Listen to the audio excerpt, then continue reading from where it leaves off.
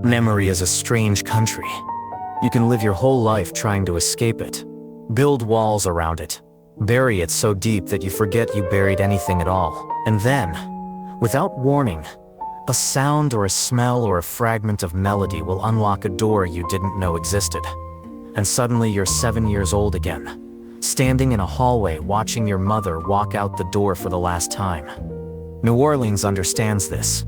It's a city built on ghosts, on jazz funerals and voodoo altars, and streets that remember things the living have forgotten. The past doesn't stay buried here. It seeps through the cracks in the sidewalks. It hums in the muggy air. It waits in the corners of dark bars and empty diners for someone foolish enough to stop and listen. Julian Mercer hadn't planned to be in New Orleans. He was supposed to be in Singapore. A conference. Blockchain infrastructure. The kind of conversation that justified private jets and $4,000 hotel rooms. But his flight had been rerouted. Mechanical failure, weather, the usual chaos of modern travel. And somehow he'd ended up here in a city he'd avoided for 32 years. At 2 a.m. on a Thursday in October, $45 billion in managed assets. A face that had graced the cover of Fortune twice. A penthouse in Manhattan. A villa in Monaco. A portfolio so diversified that market crashes felt like weather reports about distant countries. And none of it mattered at 2 a.m. when you couldn't sleep. Julian walked. That's what he did when the nights got too long. When the silence in expensive hotel rooms became louder than any noise. He walked until his legs hurt. Until his mind stopped racing. Until exhaustion finally granted him permission to rest. The French Quarter was quiet at this hour. The tourists had retreated. The street performers had packed up. Only the stubborn remained. The drunks, the dreamers, the lost souls who had nowhere else to be. The diner appeared like something from a dream. Marie's, the neon sign flickered. One lettered, a narrow storefront wedged between a closed jazz club and a shuttered antique shop. The kind of place that survived not because of business, but because of stubbornness. Julian didn't know why he went inside. He wasn't hungry, wasn't thirsty, but the light was warm.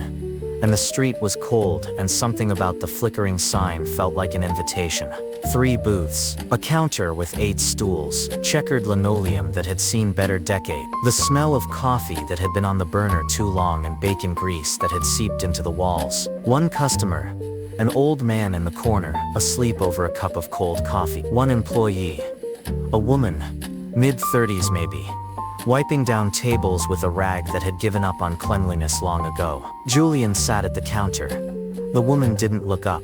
"Kitchen's closed," she said. "Coffee's still hot though. Mostly. Coffee's fine." She poured it without ceremony, slid it across the counter. Still didn't look at him. Julian studied her while she worked. There was something familiar about her movement, something in the rhythm of how she moved between tables. The economy of motion.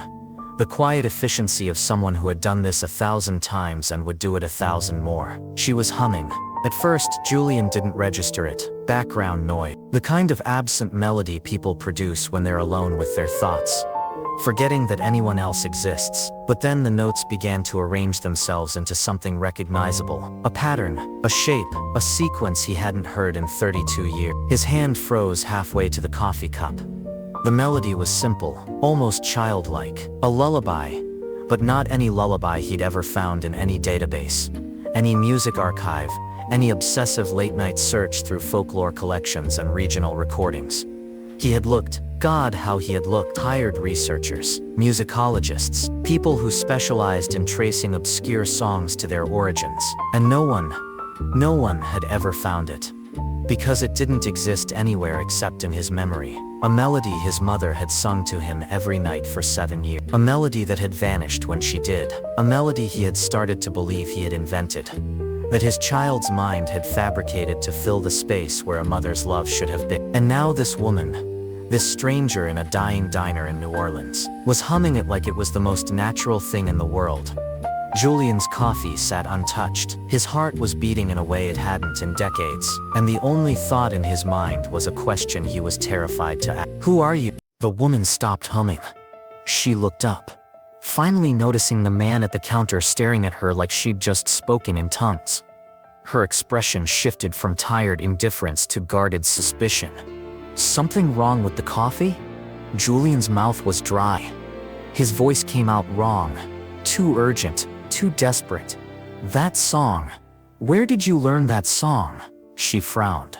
Set down the rag. Took a step back, creating distance the way women do when strange men ask strange questions at 2 a.m. What song? The one you were just humming. The lullaby. I wasn't humming anything. You were. Julian stood up. Too fast. She took another step back. Please.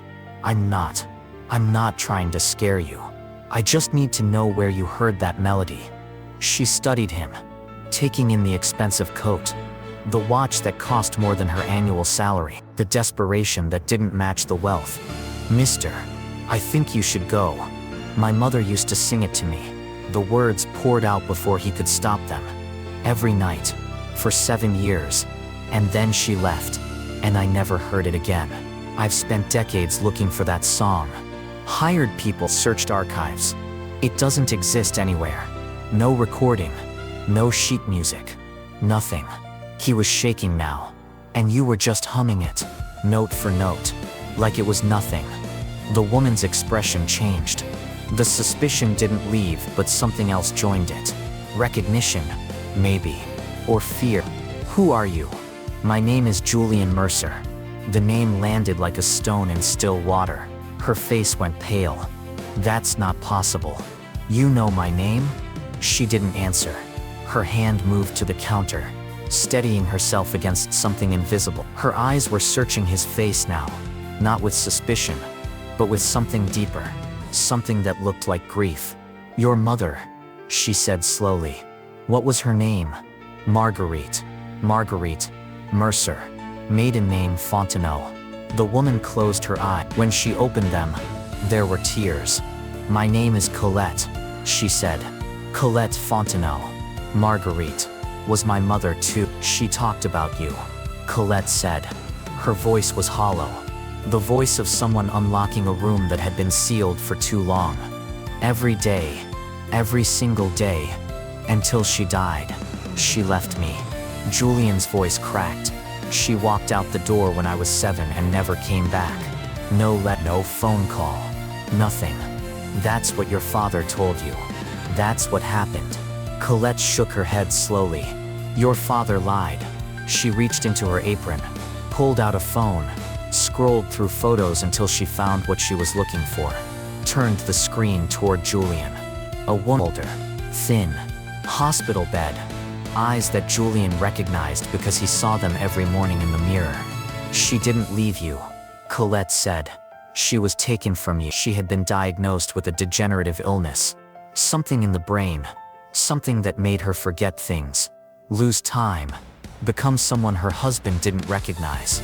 Julian's father had committed her to an institution. Told Julian she'd left. Told everyone she'd left. Easier than explaining. Easier than shame. Marguerite spent 3 years in that institution.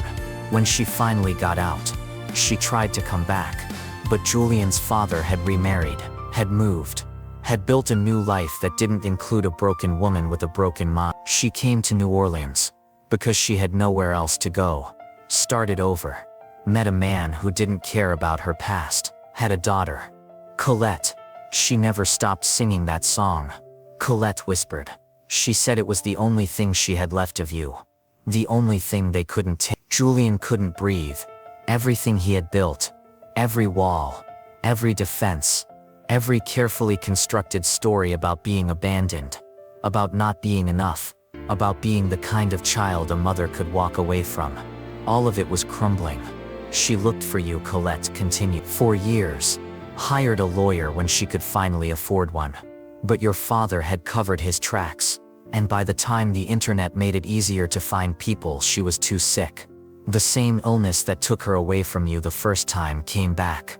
She reached into her apron again, pulled out something else. A key. She died 4 years ago. But she left something for you. A box. She made me promise. If I ever found you, if you ever found me, I had to give it to you. She slid the key across the table. She called it your inheritance. Not money, not property, just the truth. And the song, written down, every note, So you'd never lose it again. Julian stared at the key. 32 years of anger, of grief, of believing he was unlovable. And all of it had been built on a lie. His mother hadn't left him. She had spent her whole life trying to come back. The box was in a storage unit on the outskirts of the city. Julian followed Colette's car through streets that were waking up with the first light of dawn. The French Quarter gave way to highways, then industrial zones, then a row of metal doors that held other people's memories, other people's lives, other people's ghosts. Unit 24/7. Colette unlocked the padlock, pulled up the rolling door. Inside there wasn't much, a few pieces of furniture, some plastic bins. And in the center, on a wooden chair like it had been waiting for this exact moment, a small cedar box. She made me check on it every month, Colette said. Made sure the storage was paid, made sure it was safe. She said one day you'd come for it. Julian walked toward the box like it might disappear if he moved too fast. He sat on the concrete floor, placed the box in his lap. His hands were trembling. He turned the key. Inside there were letters, dozens of them, maybe 100, all addressed to him, all unopened, all stamped return to sender, or no forwarding address, or simply refused. She wrote you every week, Colette said from the doorway. For years, your father sent them all back. Julian picked up the first letter. The handwriting was shaky but careful, the handwriting of someone fighting against their own mind to put words on paper. My dearest Julian, I don't know if you'll ever read this. I don't know if you remember me, but I remember you. Every morning I wake up and your face is the first thing I see. Not the face you have now. You must be so big now, so grown, but the face you had when you were 7, when you still believed I would never leave. I didn't leave, my love. I was taken. And every day since, I have been trying to find my way back to you. Julian couldn't read anymore. The words blurred. He set the letter down. Underneath the letters, there was a notebook, old, worn, filled with handwritten pages. The song, Colette said. She wrote it all down. The melody, the words, where it came from. Julian opened the notebook. The first page had a title. Poor Julian, La Chanson de Maman. Below it, musical notation, careful, precise. And underneath, lyrics in French that he had forgotten he once understood. Mon petit dors. Encore. Les étoiles gardent ton cœur.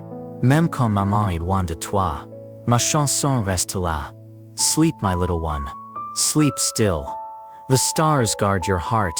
Even when mama is far from you, my song stays there. He had forgotten the words, but his body remembered. Something deep in his chest unlocked.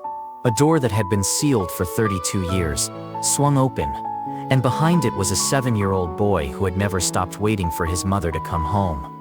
Julian wept, not the controlled, contained grief of a man who had learned to manage his emotions. The raw, broken sobbing of a child who had finally been told it wasn't his fault, that he hadn't been abandoned, that he had been loved, fiercely, desperately, impossibly by a woman who spent her entire life trying to reach him. Colette sat down beside him, said nothing, just placed her hand on his shoulder and let him break. An hour later, the sun was fully up. Julian sat on the bumper of Colette's car, the cedar box beside him. His eyes were swollen, his voice was wrecked, but something in his face had changed. Something that looked like peace. What happens now? Colette asked. Julian looked at his half-sister, at this woman who had grown up with the mother he had lost, who had listened to the same lullaby, who had kept the faith when no one else would. I have resources, he said. More than I know what to do with. And I've spent my whole life building things that don't matter. Companies, portfolios, numbers on screens. He looked at the box. She wanted to come back to me. She never stopped trying. And now, he paused. Now I want to do something that matters. Something that would make her proud. What did you have in mind? Julian thought about his mother, about the institutions that had stolen her, about the lies that had kept them apart, about all the other children out there right now, being told that their parents don't love them when the truth is so much more complicated. A foundation, he said. For families separated by illness, by the system, by lies, something that helps people find each other, that pays for lawyers, for searches, for reunions. He looked at Colette. I want to name it after her, and I want you to run it.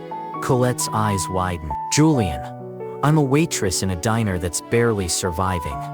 You're my sister, he said it simply, like it was the most obvious thing in the world. You're the one who kept her memory alive, who kept the box safe, who never stopped believing I'd show up. He stood, extended his hand. I've spent 32 years being angry at a ghost. I don't want to spend another 32 missing the family I still have. Colette looked at his hand, at the brother she had heard about her whole life but never believed she'd meet.